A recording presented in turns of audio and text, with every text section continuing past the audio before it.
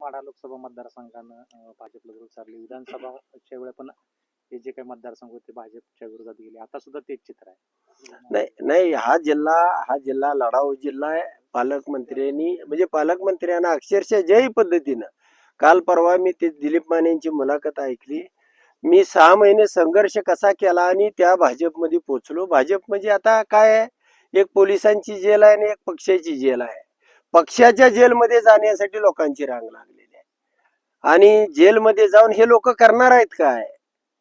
तर हे चित्र या राज्यामध्ये बदलवणं गरजेचं होतं आणि सोलापूर जिल्ह्यानं या राज्याचा बाप म्हणून या ठिकाणी काम केलेलं आहे. या ठिकाणी भारतीय जनता पार्टीला धूळ चारलेली आहे आणि हे चित्र याही पुढच्या काळात जिल्हा परिषद असेल, तुम्हाला महानगरपालिका असेल, यामध्ये दिसणार आहे. माणसं छोटी उभा असतील, कुठं प्रचाराला पैसे नसतील, म्हणजे किती पैशाचा चुराडा करावा.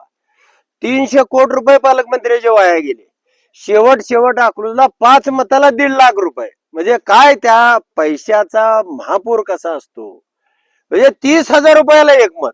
या पद्धतीने त्यांनी शेवटपर्यंत झुंज दिली आणि इथलं जे चित्र आहे विरुद्ध मोहिते पाटलाचं ते काही खर्च करत नाहीत. त्यामुळं या ठिकाणी थोडंफार नाही म्हणलं तरी 2-4 जागेचं नुकसान झालेलं आहे. पण जो नगराध्यक्ष निवडून यायला पाहिजे होता 5,000पेक्षा जास्त मतांनी, तो त्या ठिकाणी आलेला आहे. उमेदवारीमध्ये थोडासा शिक्षित अशिक्षित असा थोडासा घोटाळा झाला. पण एक या जिल्ह्यामधलं हे चित्र बघून पालकमंत्र्यांनी आता पुन्हा या जिल्ह्यामध्ये पाऊल ठेवू नये हीच संदेश या जिल्ह्यानं दिलेला.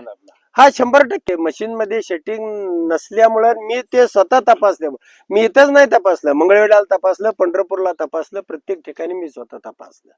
त्यामुळं जिथं सेटिंग नाही तिथं भाजप नाही, हा साधा मूलमंत्र आहे. यापेक्षा वेगळं काय नाही.